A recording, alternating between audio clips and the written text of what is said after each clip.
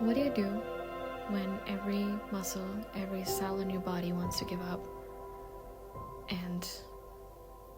but your heart doesn't, and your loyalty to your dua is what holds you?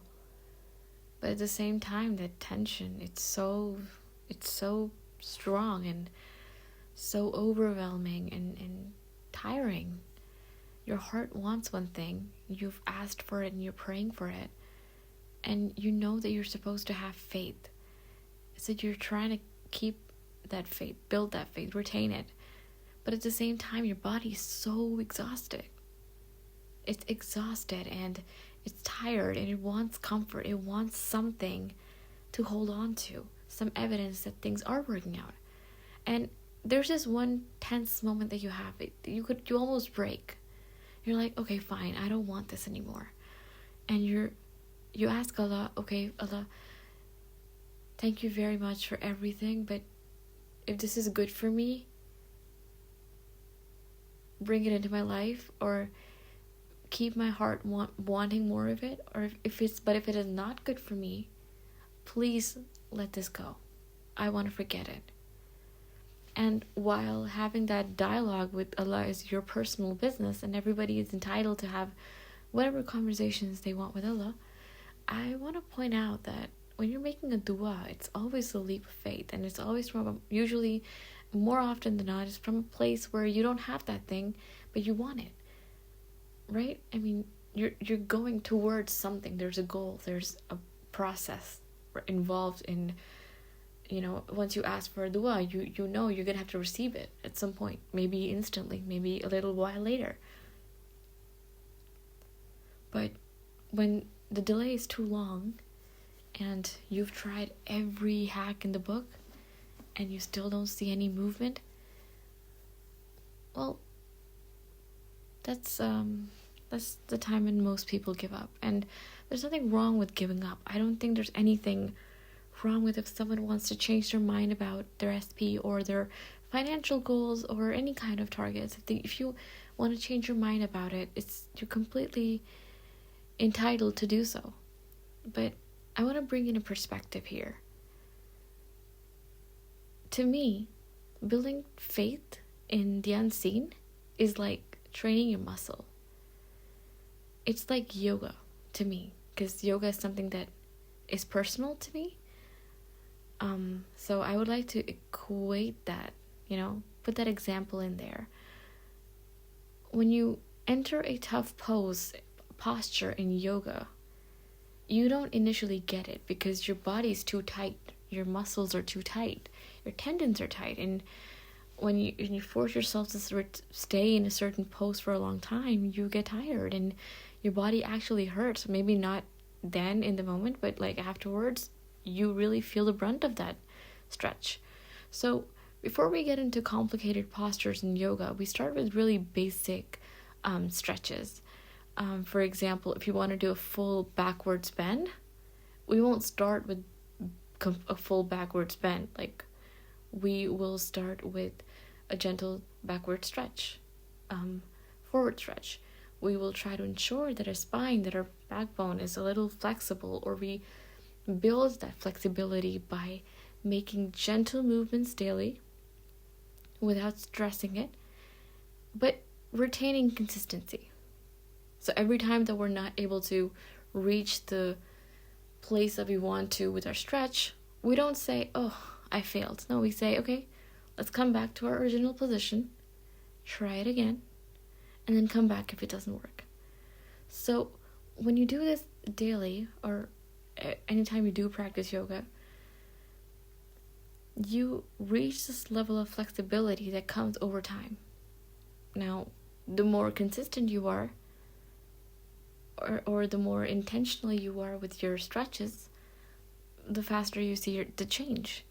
The more you surrender to your body, like knowing what to do, you see more change. But when you resist it, when you get discouraged every time you don't get what you want, well, you delay doing it and you aren't as consistent, and well, you don't reach your flexibility goals, to say. My point is that muscles need to be stretched. They need to be trained. They need to be gently loved and held. And, well, that's the same thing we need to do with our duas. We need to be very gentle with them. Why? Well, because we're asking for an impossible thing to begin with. If someone is in an academic crisis and they want a PhD, to them, to a human eye, that's an impossible feat. Like, hey girl or guy, you don't have the right CGPA to get into a good PhD program, so don't bother applying. You're never gonna get it. So, from a human perspective, any duet that we make is actually impossible. You could use science to back up certain things like, healing a certain illness. You could use science to say that, oh no, there's this, you've got stats to prove that this illness could go away. Well, sure, but that's not always something that happens. Faith plays a huge role in dua, but faith comes when you train your muscle to build more of it. Every time something small doesn't happen, and we tell ourselves that it's gonna happen, eventually it will. Right now, my brain doesn't process it. Right now, I don't see it, but that doesn't mean it doesn't mean that it's never gonna happen. It means that right now, I can only perceive a certain level of information. I can only see that, okay, this could happen, but the 3D is telling me that's not happening. That is not your cue to say or conclude that Allah is not going to listen to you. You have to understand that your brain is not ready to accept that miracle at the moment. Because usually when miracles come, our brains don't oppose them. We let them in. We embrace the miracles. We are grateful for them. That miracle is our state of normal, It's normal for us to experience that event. So again, coming back to an example of an academic wanting to get into a PhD program or into something they want to get into, some kind of a job or some kind of a profession. So, and they see these hurdles, and if they look at the hurdles and they forget that they're asking for an impossible thing from a God for whom it's not impossible, well, if they decide to aim for something really high, and people around them, they're telling him or her that's not possible, their job isn't to decide that it's not possible and let it go. Because if that inclination is from your heart, it's meant to be fulfilled. And you're meant to ask. You're supposed to ask. Unless, of course, that inclination in your heart goes away. Then you ask for something else. But at any point, you do not give up faith. Okay? Because Allah is beyond our understanding. And that is a good thing. Because we don't have to understand how He does it. How He does what He does. It's not our job to understand how He operates. We are meant to know Him. We're supposed to know who He is. Well, at least as much as He wants us to know. And that starts with us intending and asking Him intimately, privately, that Allah, I want to understand You as much as You want me to. And I also want to build faith in You, in Your abilities, in Your miracles. And I want You to help me build that faith and understanding and knowledge of You.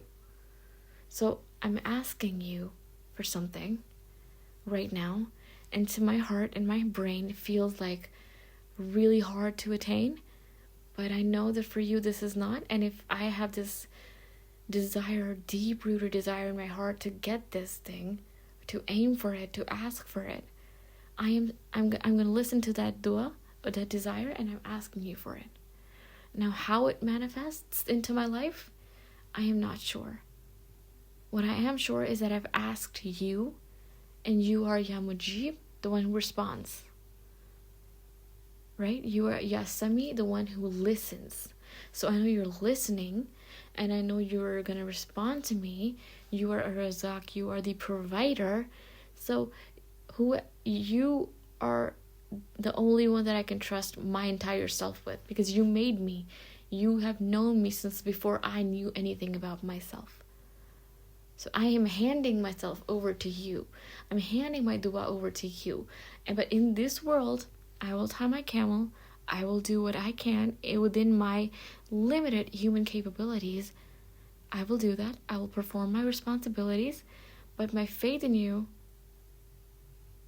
surpasses my abilities, surpasses my perception of you. So I'm not going to try to understand fate. What I'm going to do is just hand it over to you. You deal with it, because you're the only one who can. Now, once you have made this sort of commitment, you have to understand that there will be moments in your life where you will be tested, not directly from Allah. I mean, like, literally tested in the sense that opposing circumstances will face you, because you started off from an opposing circumstance, right? You started off from a position where you didn't have that thing in the first place. So that thing isn't necessarily going to come to you in that moment, because your mind isn't going to receive it. It's not ready to receive it. So when you talk to yourself and you sit yourself down, you tell yourself that, okay, hey, you've prayed to Allah, He's going to handle it. But in the meanwhile, when that specific dua hasn't been answered, I need to have a certain plan on how to deal with the circumstances. Now, those circumstances don't have to be dealt with by brute force or some kind of a statement or some kind of an aggression. No aggression, okay? Please. But what you can do is tell your heart that, okay, in moments where I feel like my faith in my duas is being tested, I will tell myself that this is temporary. This moment is temporary. Write a letter to yourself when you're in a high level of faith. In that state of mind, in that state of heart, write a letter to yourself. The self that's worried about about not getting what you want. So that when you're actually stressed out and anxious, you read that letter and you tell yourself that, okay, this is me with that level of faith. And right now, when I don't feel that faith inside of me, I will trust myself to guide me in this moment. And of course, Allah. But this is sort of like a coping mechanism, right? You are basically relying on yourself. You're learning how to stretch your muscle of faith. In a positive state of mind, you wrote something to the version of you who was in the negative state of mind. And the negative state of mind version of you listens. And when she listens, or he listens, you learn how to regulate yourself. You learn how to regulate your faith. And you learn how to parent yourself, how to empathize with yourself without turning into a victim, without giving up. I hope this brought some degree of clarity or understanding to you. So have faith and be strong. Keep circling back to Allah, no matter how many times you falter, no matter how many times you sin, no matter how many times you want to give up. Like, come back home, okay? There's nothing that you could do that could make Allah hate you. Nothing that you could do that could make Allah hate you. No one is beyond redemption. But it's really important to also ask ourselves that, and ask Allah alongside our dua, what are my desires trying to teach me? Why have you given me these duas? What am I supposed to do with them? Ask these questions, okay? Ask Allah for clarity on these things, because you're not a fluke in this world. You're here for a reason, and you were blessed with the awareness of Allah for a reason, and you were blessed with the awareness of your desires for a reason. None of these things are flukes. So there's no chances, like random chance that you were born. I mean, Allah intentionally created you.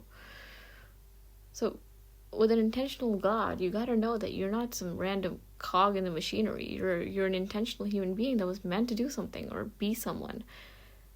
And well, Quran is a great directive on these, has great directions on what to do, what not to do. But also listen to your soul, all right? Listen to what your soul is meant to do. You have a bigger purpose on this world than just getting married, or than just getting money. I mean, think beyond yourself, all right? I don't know if this is a public service message. You could say that it is, but well, really, who are you? Who are you supposed to be? Beyond your duas and desires, who are you supposed to be? Ask yourself these questions. What are you supposed to save? Are you supposed to save the people of Palestine? You alone? No, I don't know. Maybe. Who knows? But think beyond the human self, alright? Because our souls will not rest until we are giving something. We're doing something. Because we are supposed to be representatives of God on earth. Alright? So let's embody that. Let's ask those questions to ourselves, to Allah, to the world, and ask yourself what you can give.